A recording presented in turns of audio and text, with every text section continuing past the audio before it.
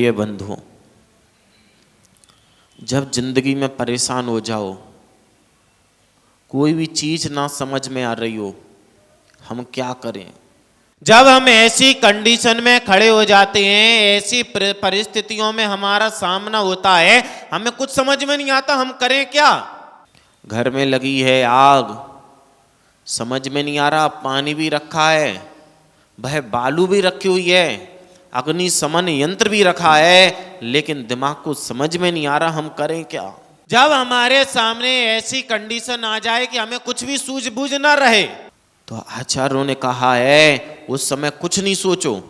जब हमारे सामने ऐसी परिस्थिति आ जाए कि कुछ भी समझ में नहीं आ रहा, जिंदगी में कभी कभी ऐसा समय भी आता है कि दिमाग है, ये भी पता है कि इस समस्या का समाधान ये चीज है, सब पता है, लेकिन फिर भी दिमाग में समझ में नहीं आ रहा। तो आचार्य कहते हैं उस समय कुछ भी नहीं करो, बस एक काम करो कि हमें कोई भी गलत काम नहीं करना है। जब ऐसी समस्या सामने खड़ी हो जाए कि कुछ भी समझ में ना आता है, तो उस समय एक संकल्प ले लो कि अब हमें कुछ भी बुरा नहीं करना। और जैसे ही हम संकल्प करते हैं, हमें समस्या का समाधान मिल जाता है और हम कुछ भी कदम उठाते हैं, वह समस्या हमारे सामने बढ़ती चली जाती। केतु ग्रह, काल सर्प दोष कौन बनाता? कौन बनाता? राहु और केतु मिलकर। जिंदगी को नरक कौन बनाता है? जिंदगी को नरक कौन बनाता? जब हम किसी से मिल जाते हैं। कौन बनाता? जब हम किसी से मिल जाते हैं। वैसे ही जब राहु और केतु के बीच में सारे ग्रह मिल जाते हैं, तो हमारी जिंदगी नरक भी हो जाती है और हमारी जिंदगी स्वर्ग भी हो जाती है। वह हमारी जिंदगी स्वर्ग कौन बनाता? कौन बनाता? जब हम किसी से मिल जाते हैं तो हमारी जिंदगी स्वर्ग भी बन जाती। जब एक भक्त भगवान के पास जाकर उसकी श्रद्धा से मिल जाता है तो उसकी जिंदगी स्वर्ग हो जाती। और जब एक भक्त है कि कम भक्त है, वो समझता रहे, लेकिन जैसे ही भगवान से छूट जाता है तो उसकी जिंदगी नरक बन जाती। ऐसे कितने लोग होते हैं, ऐसे कितने लोग होते हैं जिंदगी में कि जो अपनी जिंदगी को देव शास्त्र गुरु के सामने जाके उसको स्वर्ग भी बना लेते हैं और उन्हीं देव शास्त्र गुरु के सामने जाके उनको नरक में भी बना लेते हैं। बात ये नहीं है कि शीशा और पत्थर साथ नहीं रह सकते। घर ऐसा होगा कि जिस घर में शीशा ना हो, और एक भी ऐसा घर नहीं होगा कि जिसके घर में उस शीशे को तोड़ने का सामान ना हो। मिलेगा क्या कोई ऐसा घर? कहने का मतलब ये है कि ये जरूरी नहीं है कि वह शीशा और पत्थर एक दोनों साथ नहीं रह सकते, लेकिन दोनों में जिद नहीं होनी चाहिए एक दूसरे में टकराने की। आपस में रह सकते हैं, लेकिन जब हमारे अंदर वह जिद उत्पन्न होती है एक दूसरे से टकराने की, तो शीशा शीशा नहीं रहता है और पत्थर भी पत्थर नहीं रहता है। वैसे ही उन ग्रहों के बीच में जब से 7 ग्रह आ जाते हैं और वह जिद ना करें एक दूसरे से टकराने की, तो जिंदगी हमारी जिंदगी रहती है, ना स्वर्ग बनती है और ना नरक बनती है। हमारा एक कमी होता है कि हम लोगों से टकराना चाहते हैं। अब टकराएंगे किस कारण से? महेंद्र जी, कुछ नहीं है, कोई भी चीज नहीं मिल रही है, लेकिन अब टकराएं कैसे? अब मान लो बात चल रही किसी की, अब हम क्या करेंगे? सुन रहे थे जब तक थे श्रोता कमल जी, जब तक 2 लोगों की बात चल रही थी तब तक कौन थे? श्रोता। और जैसे ही वह केतु ग्रह हमने सोच लिया खराब करना है, श्रोता बन गया सर्वोता। अब वो क्या करेगा? सर्वोता का क्या काम होता? क्या होता? काटने का। अब जब 2 लोग बातें कर रहे होंगे तो वो व्यक्ति क्या करेगा जयंत भाई? सर्वता बन जाएगा, यानी कि उसकी बात बात पर बात को काटेगा।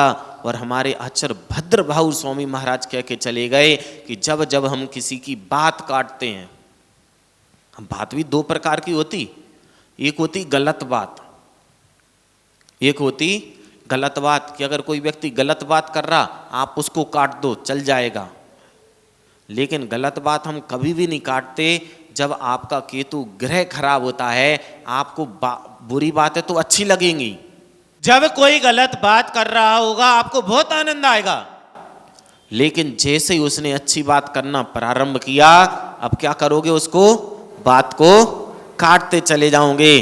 तुम यहां बात को काटोगे, वह तुम्हारी बात तुम्हारी आत्मा में से सुखों को काटना प्रारंभ कर दे। जब हमारे अंदर ऐसी भावनाएं उत्पन्न होती हैं कि सामने वाले व्यक्ति को नीचा दिखाना है। नीचा कैसे दिखाना?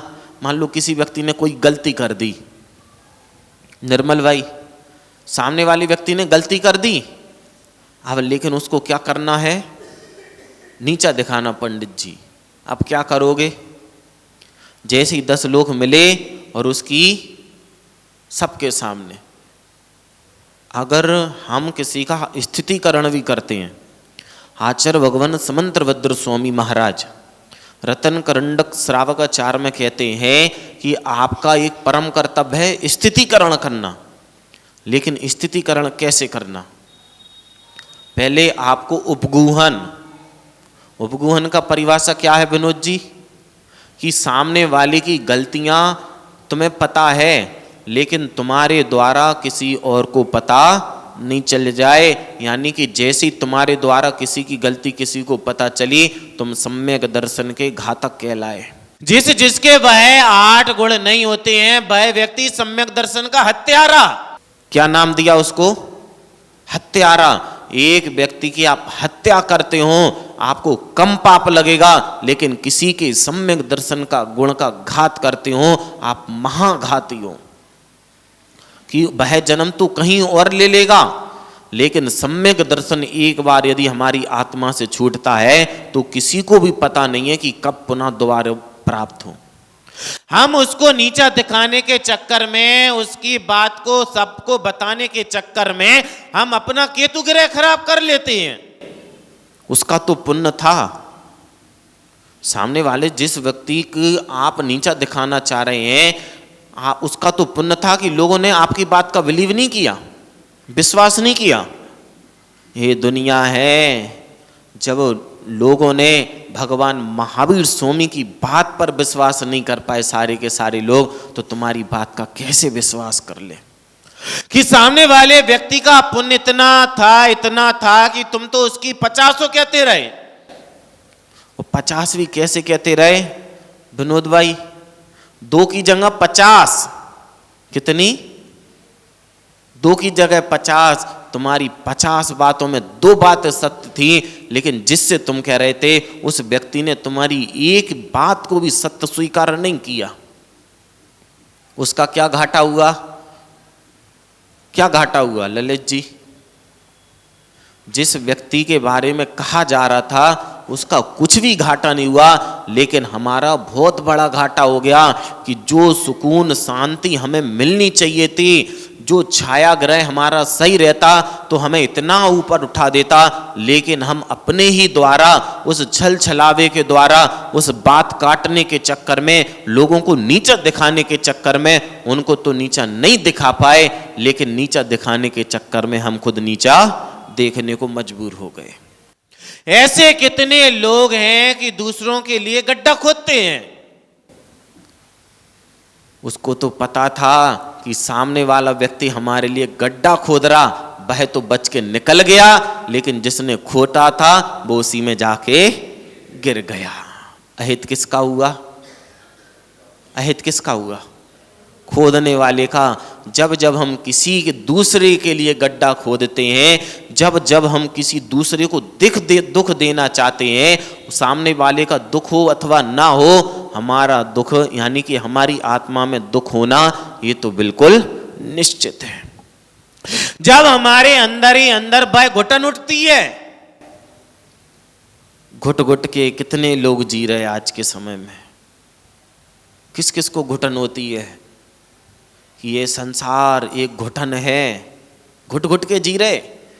ना पैसे की कमी है, ना धन की कमी है, ना सोने चांदी की कमी है, पति भी अच्छा है, पत्नी भी अच्छा है, बच्चे भी अच्छे हैं, सब कुछ अच्छा है, लेकिन फिर भी मन को शांति नहीं है। समझ में नहीं आ रहा कि ऐसा इस मन को क्या दे दें कि मन को शांति मिल जाए।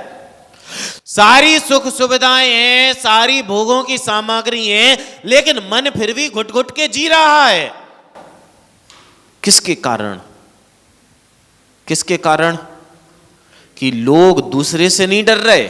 सैलू भाई, जब उजेले में भी हैं, वह सूर्य ग्रह भी अच्छा है कि तुम्हारी जिंदगी में प्रकाश लिए हुए है प्रकाश भाई, लेकिन फिर भी तुम डर रहे हो। किससे डर रहे?